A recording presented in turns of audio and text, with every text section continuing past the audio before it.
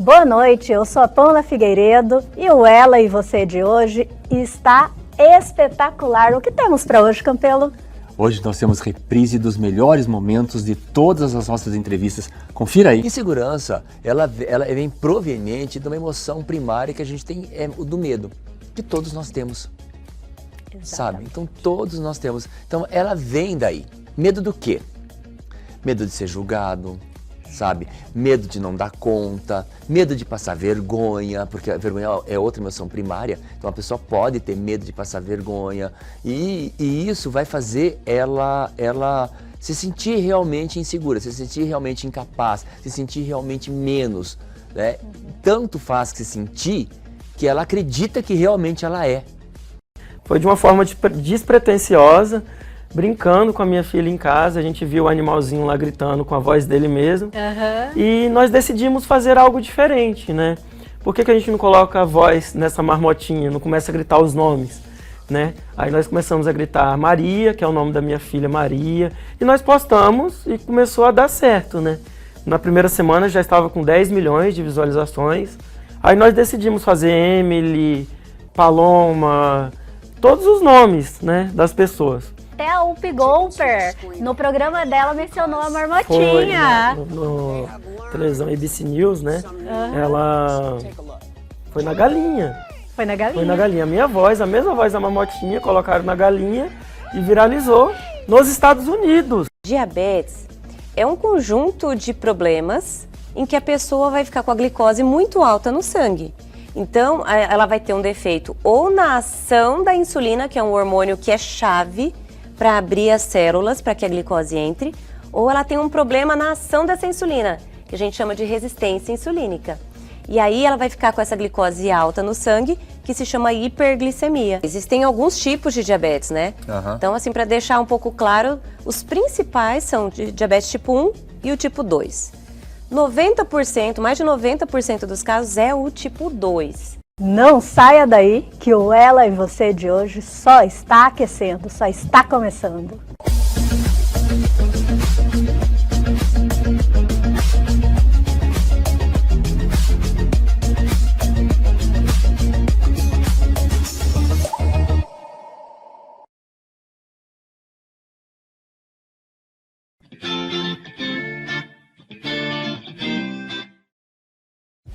My Lady Jane. A fantasia é ambientada na Inglaterra do século XVI, em um contexto em que a sociedade era dividida entre humanos normais, também chamados de verdadeiros, e etianos, que são pessoas que podem se transformar em animais e são vistos como a casta mais baixa da sociedade. A trama é protagonizada por Lady Jane Grey, uma nobre inglesa que assume a coroa e passa seu curto reinado tentando promover a unidade entre as duas classes. Acha que pode escapar do seu destino. Até que ela descobre o desejo à primeira vista. O que é que você deseja? Independência. Boa noite! Vem comigo. Eu não, tô doido.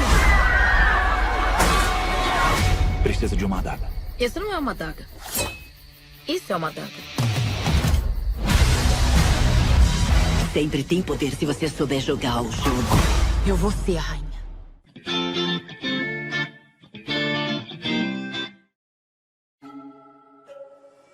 A escola Maxton Hall? Essa história se passa na escola de Maxton Hall, onde Ruby estuda como bolsista. Lá, ela descobre um super segredo e James, como reflexo, tenta silenciá-la. Do contato entre os dois, nasce o romance que promete permear a série. A narrativa é marcada pela brutal diferença social entre os dois, já que ele é rico e ela faz parte da classe trabalhadora. Ignorância. Oi. O que você viu na sala do Sutton nunca aconteceu. Você é muito mais idiota do que eu pensava.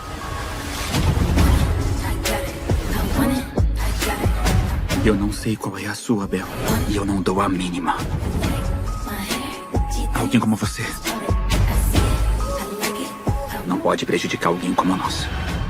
Mostra pra aqueles idiotas.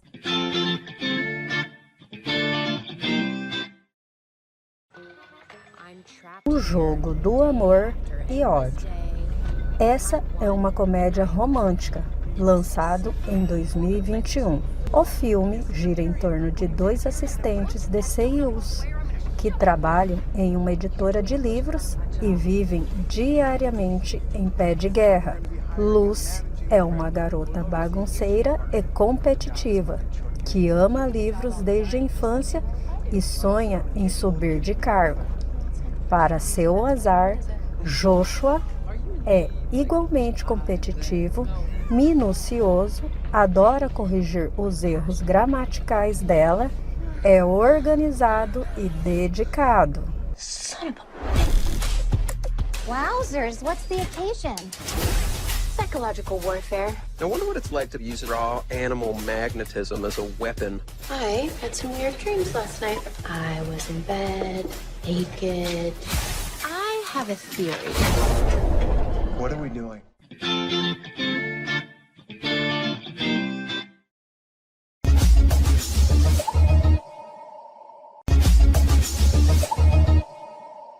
Insegurança é a nossa pauta de hoje, Exatamente. né, Campelo? Mas, Campelo, o que é insegurança? Insegurança, ela vem proveniente de uma emoção primária que a gente tem, é o do medo, que todos nós temos. Exatamente. Sabe? Então, todos nós temos. Então, ela vem daí.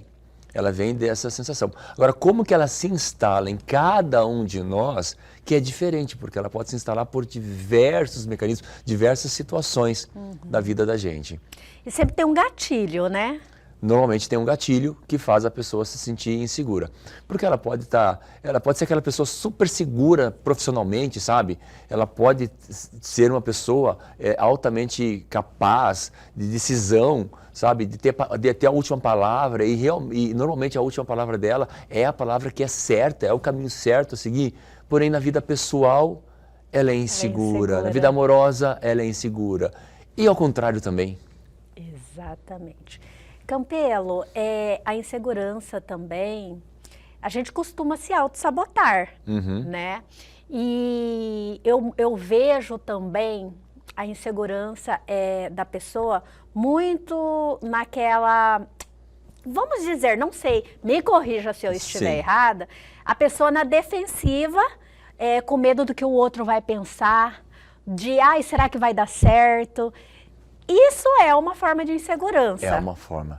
Se você fala assim, eu não vou dar conta, fulano é melhor que eu não estou preparado. A comparação é muito prejudicial, né? Essa pessoa não vai gostar de mim, eu não vou conseguir fazer, eu não vou conseguir apresentar. São subterfúgios que a gente utiliza, como eu falei, ela vem do medo. Né? Medo do quê? Medo de ser julgado, sabe? Medo de não dar conta, medo de passar vergonha, porque a vergonha é outra emoção primária, então a pessoa pode ter medo de passar vergonha, e isso vai fazer ela se sentir realmente insegura, se sentir realmente incapaz, se sentir realmente menos, né? Tanto faz que se sentir que ela acredita que realmente ela é, né? Aí passa a ser um problema. O medo em si, ele não é um problema. O problema vem a partir do momento que ele te causa um prejuízo, certo? Causa prejuízo e causa sofrimento. Exato. Tá? Tudo tem uma questão de intensidade, frequência e sofrimento. Sabe? Isso é uma coisa muito recorrente. E que isso traz sofrimento para mim, traz prejuízos para mim, isso passa a ser um problema. Mas assim, eu não querer apresentar um trabalho escolar, um trabalho de conclusão de curso, um TCC, né, ou coisa parecida, isso não é um problema. Muitas vezes as pessoas falam que isso não é um problema. É aquela pessoa que acaba fugindo, acaba tampando com o sol da peneira, jogando o problema para baixo do tapete para não querer enfrentar. E isso também é um prejuízo para a pessoa, porque se não for agora, em outro momento isso vai acontecer. Exato. Você fez um comentário agora, Campelo, E isso pode ser pode vir de uma emoção que você sofreu na infância, como você já comentou em outro programa, que você não estava preparado para uma situação que você passou na escola e aquilo virou um gatilho para você, um bloqueio, né? Então, a insegurança pode vir de certas situações que você passou anteriormente. Pode vir, infelizmente, dos próprios pais. Quando o pai chama um filho de burro, você não vai dar conta. Você não vai ser ninguém na vida. Sabe? Entendi. Fala isso pro filho, porque está com raiva, porque o filho fez uma arte, sabe? Porque naquele momento, não que ele acredita piamente nisso, sabe? Mas se a criança, do jeito que ela tá, ela receber aquilo como uma verdade, ela vai levar para a vida. Causa sequelas. Causa, né? E a pessoa se torna um adulto e outra, muitas vezes nem lembra o motivo. Sabe? Fica no inconsciente, né? Fica no inconsciente e aquilo ali fica impactando. Então, se é alguma coisa que paralisa a pessoa, não deixa a pessoa ir para frente, não deixa a pessoa prosseguir, não deixa a pessoa crescer, não deixa a pessoa mudar, aí realmente é um problema. Aí tem que investigar isso daí, para saber tratar e ressignificar o que aconteceu no passado para não deixar acontecer isso no futuro. Campelo, e você já percebeu que pessoas inseguras, o corpo fala? Fala, ela acaba demonstrando isso nas suas expressões, na forma de falar, na forma de agir, na forma de posicionar, sabe? O lado tímido dela acaba falando muito mais alto, não que a timidez seja um problema, tá? Porque tem um livro, A Força dos Tímidos, que tem uma força, né? Nada, Pamela, é assim, é ruim. A insegurança não é ruim. Não é ruim. Por que motivo que a insegurança não é ruim? Porque ela me prepara para eu ficar melhor. Se eu estiver inseguro para fazer uma apresentação. Você vai treinar mais, você vai estudar mais. Consequentemente, você vai aprender, você vai saber mais. Exatamente. Né? Mas o que as pessoas normalmente fazem? Elas esquivam, recuam, fogem, não vão para a apresentação. Colocam um atestado. Exatamente, né? Inventam desculpas. Exatamente. Sabe? Então, isso aí, um dia ou outro, pode acontecer, Pamela? Pode, nós somos seres humanos, é natural que isso aconteça. O problema é a frequência. Se isso normalmente está acontecendo, então você tem que verificar onde que está isso. A gente fala, são crenças nucleares que a gente tem lá, que está dentro da gente, que são muito arraigadas, são muito fortes e é muito difícil a gente por conta própria acessar e tentar modificar essas crenças. Aí precisa de uma ajuda de uma terapia. Entendo. Campelo, eu pensei aqui que a gente poderia dar dicas para os nossos telespectadores de como lidar com a insegurança. Podemos? Podemos, com certeza. Então, qual seria a primeira dica? Questione. Eu não dou conta disso. Perfeito, tá? Você já deu conta de alguma coisa? Em algum momento isso que aconteceu, já aconteceu no passado e você deu conta? Você vai buscar lá, já fiz isso, sabe? Você se sente inseguro com alguma determinada situação. Você começa a perguntar, por qual motivo estou inseguro? Porque eu não estudei tudo. Então você quer saber tudo. Alguém no mundo sabe tudo. Ninguém é perfeito, né, Exatamente. Campelo? Perfeito é só um e nós estamos longe de ser igual a ele, né? Eu também acredito nisso, Pamela. Então, aí você começa a colocar a coisa assim, deixa a coisa mais leve, deixa a coisa mais tranquila, deixa a coisa mais execuível, né? A simplicidade, ela é muito melhor do que aquela coisa mais preparada, sabe? Mais grandiosa, né? O menos é mais. O menos é mais. E tudo isso provém do medo do julgamento. Exatamente. Campelo, eu pensei agora com suas palavras que basta a gente fazer uma autoanálise, né? E a gente consegue extrair os bloqueios e trabalhar nisso para superar, né? É tudo como você falou, uma palavra muito boa. É trabalhar, porque não é uma coisa que, eu decidi aqui agora. Pode acontecer de eu perceber e ter um insight e decidir agora mudar? Pode acontecer. Mas normalmente não, isso é exceção. A regra é a pessoa trabalhar paulatinamente para que as transformações aconteçam, Pamela. Porque a gente tem no mundo assim, tem duas formas. Ou a gente muda ou a gente transforma. A mudança, ela é muito, como que eu posso falar? Ela é muito aqui no ambiente externo, sabe? Exato. A mudança é muito eu para com o ambiente externo. Exato. A transformação é de mim para com o ambiente interno. Consegue compreender? Perfeitamente, Campelo. Campelo, a timidez, você falou já que também dá muita insegurança, né? É um causador. E a autoestima, ela influencia? Vamos lá. A pessoa ser tímida não é um problema, tá? Deixar muito bem claro. Porque tem as pessoas que são introspectivas e as pessoas que são extrovertidas. Não que seja um problema, mas ela vamos dizer assim, é um gatilho para insegurança? Não necessariamente. Não. Porque, vamos lá, a pessoa extrovertida, aquela que fala demais, ela pode ser extrovertida no campo social. Entendi. Mas no campo profissional, ela se sente insegura.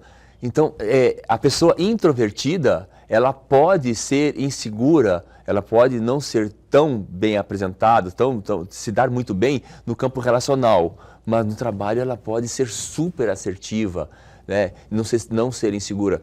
Que tem isso também, Pamela, tem várias áreas que a gente pode ser. Então, a pessoa ser tímida e insegurança é tão normal quanto a pessoa ser extrovertida e também se sentir insegura, porque ela está vinculada na emoção do medo. Então vamos pegar a pessoa extrovertida, de que ela tem medo? Da pessoa introvertida, do que ela tem medo. Este medo vai fazer ela se sentir insegura.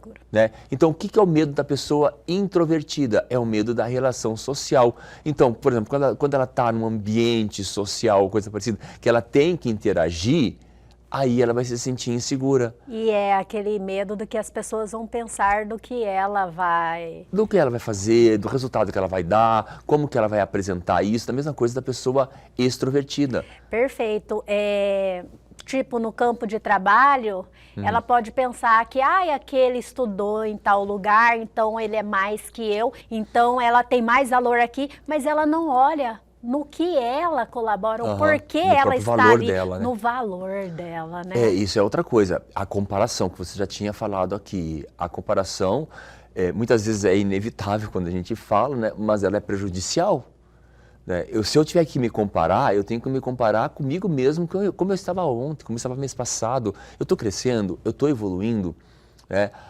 Muitas vezes a pessoa que é muito insegura, sabe, Pamela? Que isso pode acontecer. Aí ela é aquela pessoa que é insegura em todos os campos, né? É insegura no trabalho, é insegura na vida. Ela vai despertar outras coisas dentro dela que não são muito boas. Por exemplo, ela pode despertar mania de perseguição. Nossa. Sabe? E isso, se ela for fomentando isso, sabe? Imagina, dá uma comparação aqui. Imagina você tá na tua casa e está escutando uma goteira lá da torneira. Aquele pico, pico, pico. Se você escutar, aí você vai começar a focar naquilo ali. Aquilo vai te dar dor de cabeça.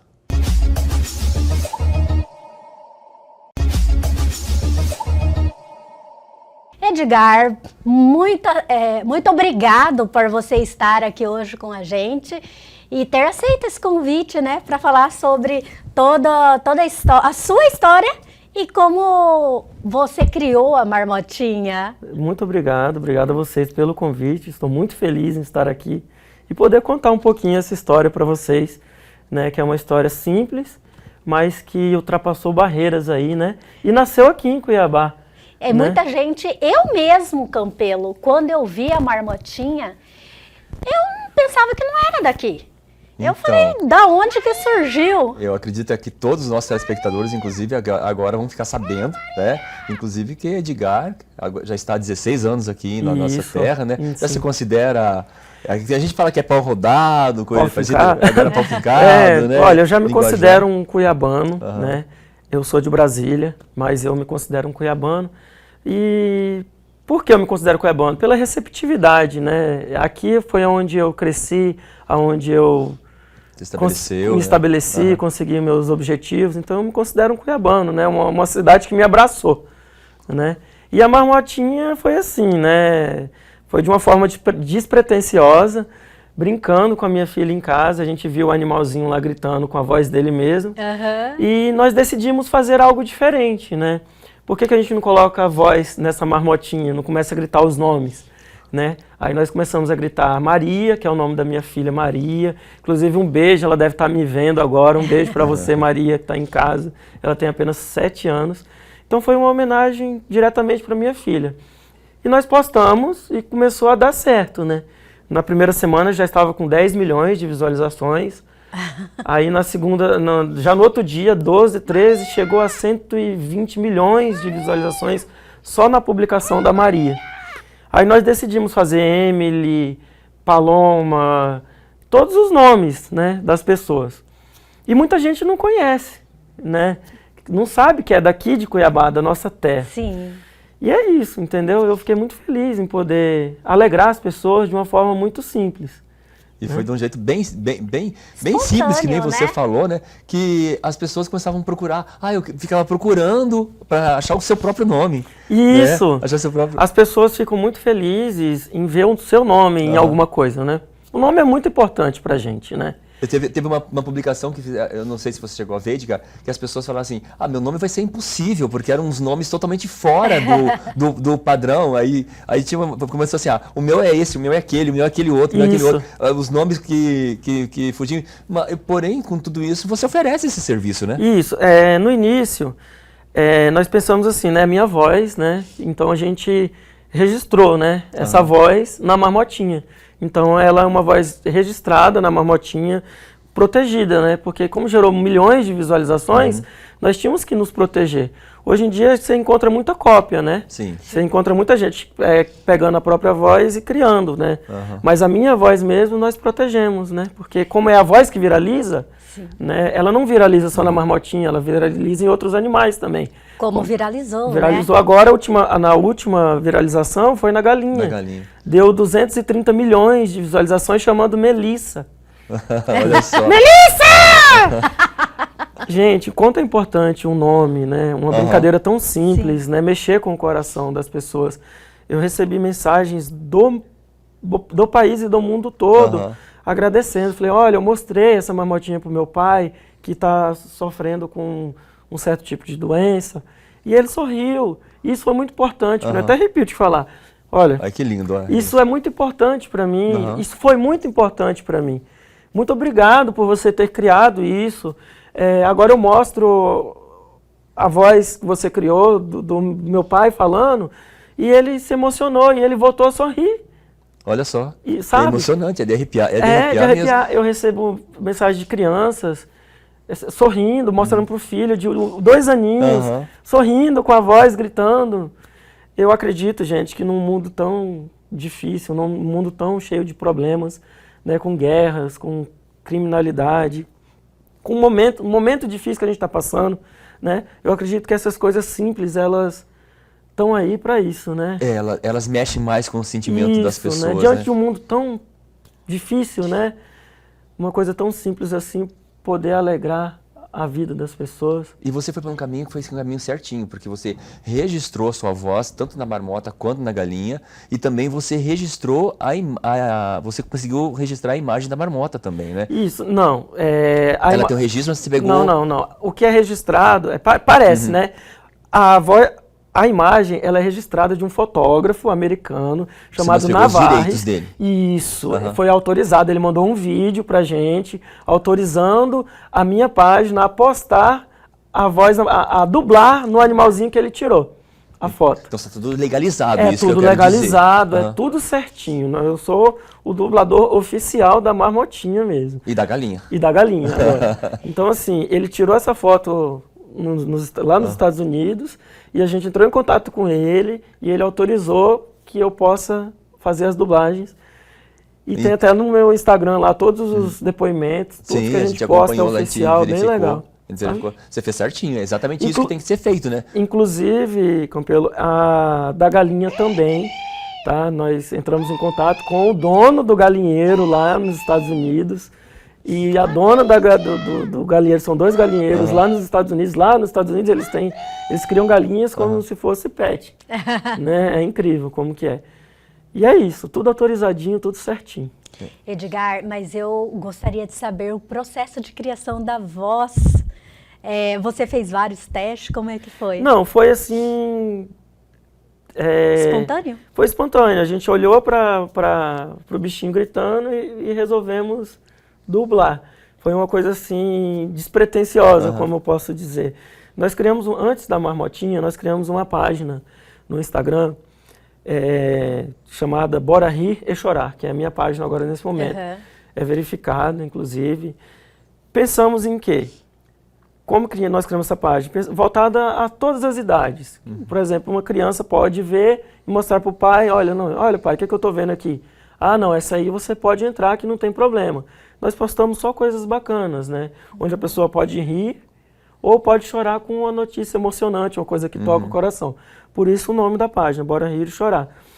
Criamos a página, um mês depois nós começamos, eu criei esse meme da Marmotinha gritando Maria e viralizou. É uma coisa que inexplicável. Você me pergunta como que começou. É inexplicável, só pode ser Deus. Eu tinha te falado, né?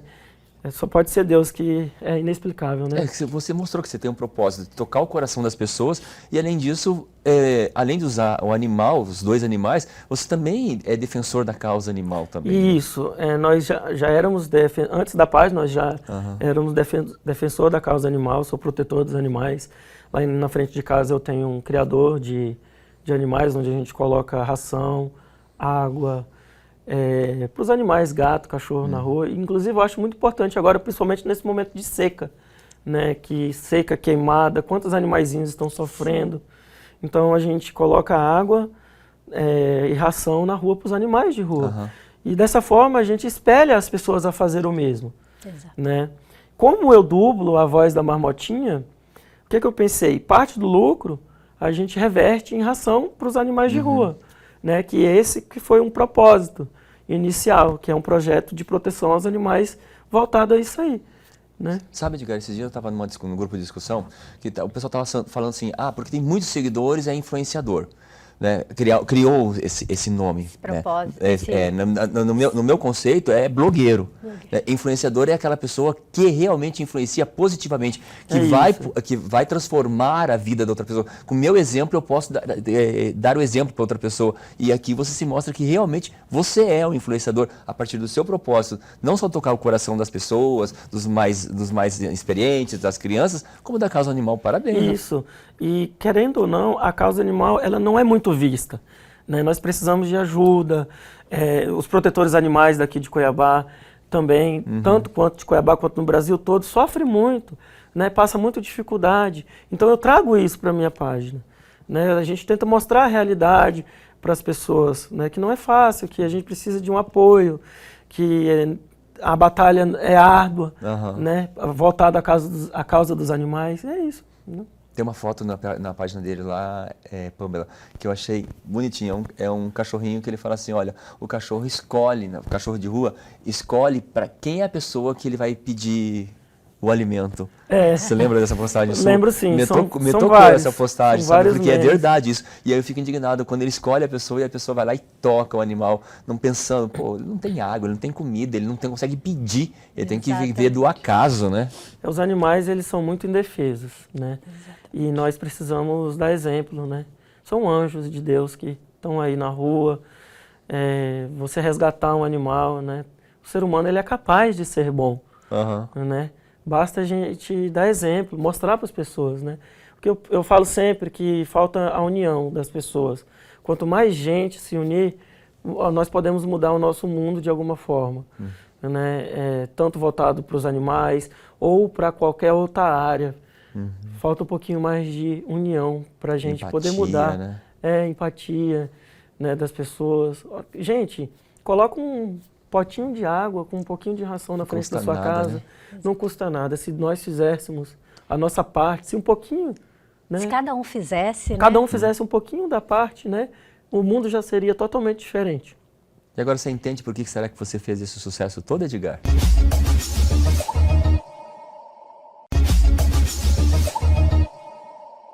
que é a diabetes, Cris? Gente, diabetes é um conjunto de problemas em que a pessoa vai ficar com a glicose muito alta no sangue.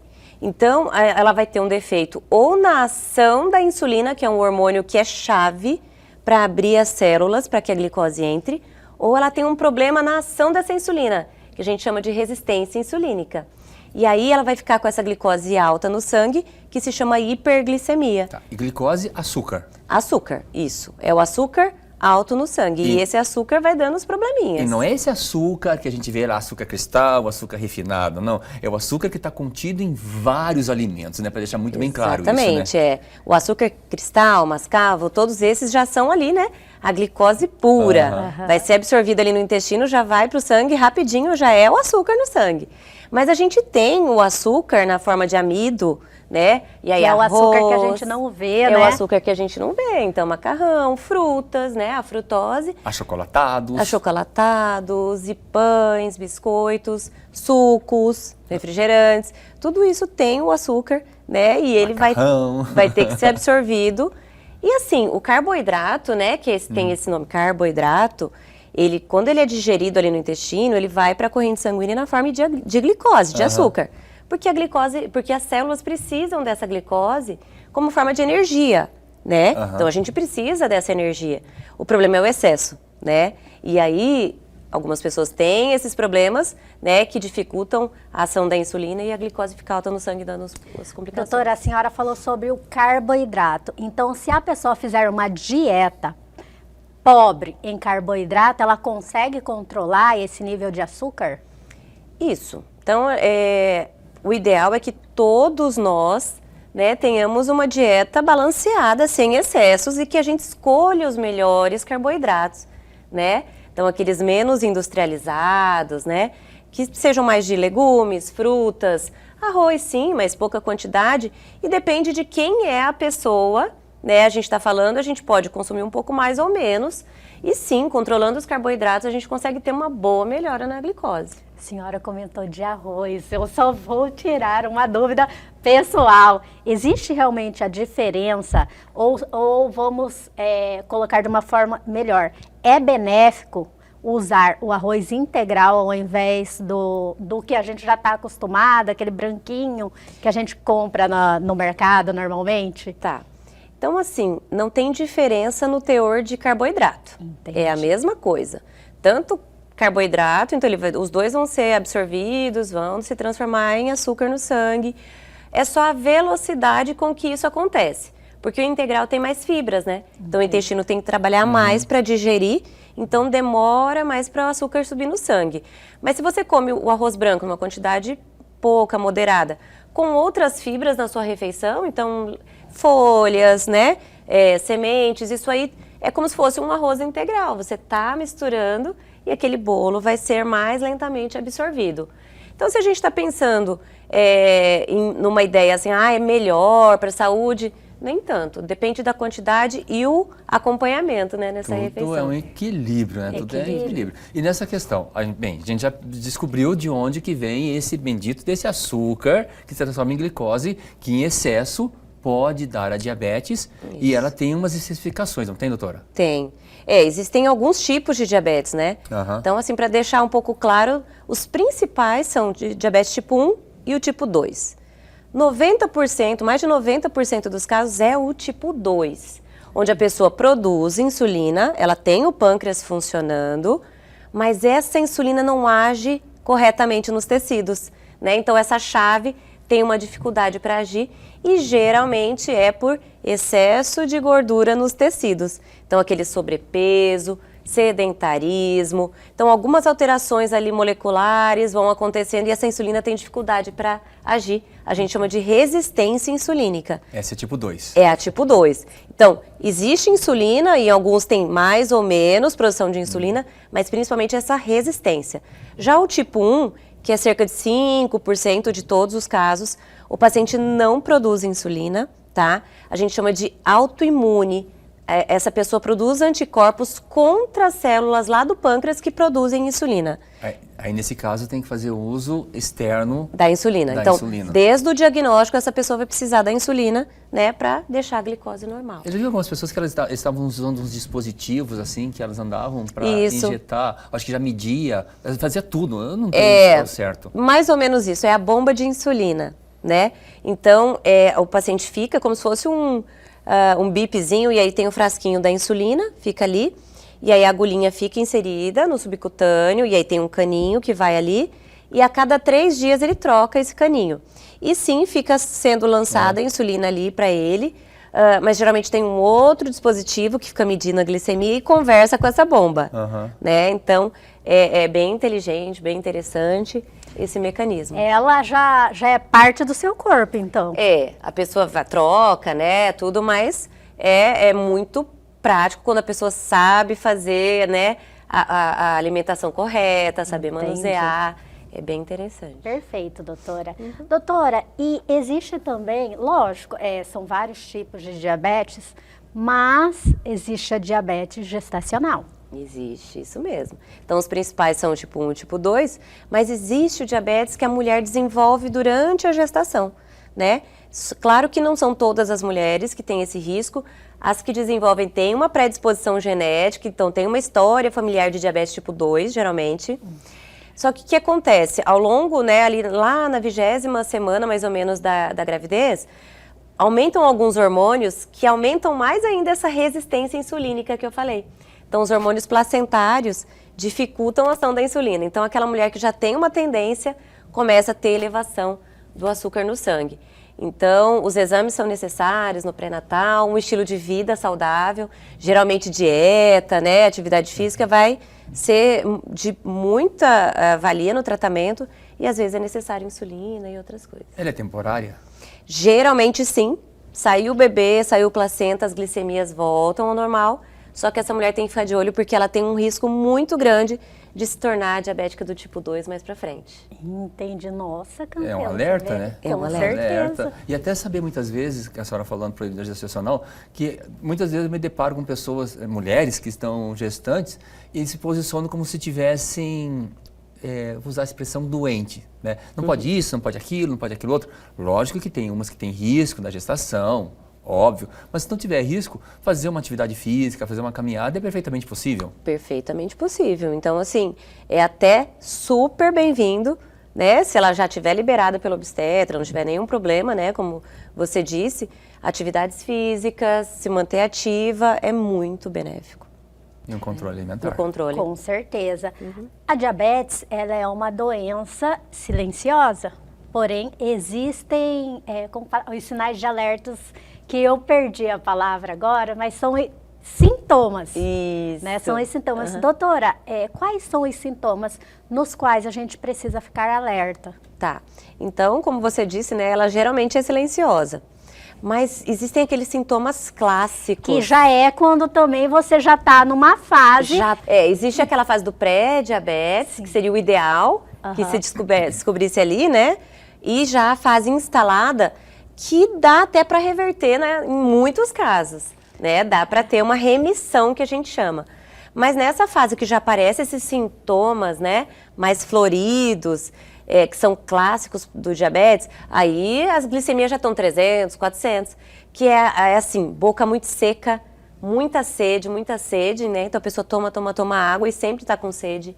Então com isso ela também urina muito, porque ela vai perdendo açúcar pelo xixi, né? E a água vai indo junto. E ela vai emagrecendo mesmo com muita fome, comendo muito. Então a gente chama de polifagia, quando come, emagrecimento e muita sede, muita urina. Cansaço, alguma coisa assim também? Cansaço extremo, sonolência, tá? Esses são sintomas de alerta clássicos, né? O ideal é que não se chegue aí. Mas tem que fazer um exame, porque, por exemplo, nas condições climáticas que a gente está passando por aqui agora, é perfeitamente possível a pessoa ficar com a boca seca. Falar sobre isso. A pessoa ficar sonolenta, com calor, então tem que ficar alerta. Qual que é, na medição lá que faz, é na glicemia que faz? É na glicemia. Qual que é a medição ideal?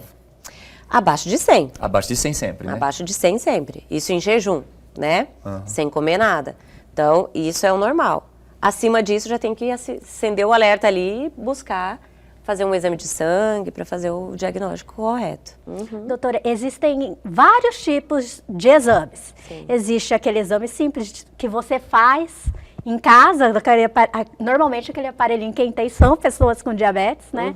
Mas existe desde desses aparelhinhos que você faz em casa até os de sangue, e não sei se tem algum mais específico, mas eu tive conhecimento que já existe um exame que você faz, Campelo, para você saber se você tem predisposição a futuramente ter diabetes. Isso existe mesmo, doutora? Existe alguns sinais, alguns exames que podem ali nos dar pistas, né?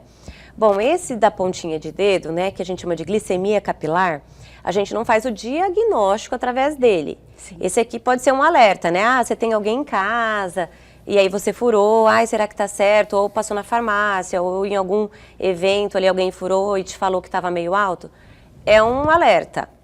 O diagnóstico mesmo a gente faz pelo exame de sangue, né? Então, a gente faz com a glicose em jejum, então glicemia em jejum, hemoglobina glicada. Esse hemoglobina glicada, que deve ter sido esse exame que você falou, ele nos dá uma porcentagem de como que tem ficado a tua glicose nos últimos 3 meses. Então, ele é o dedo duro pro médico, né?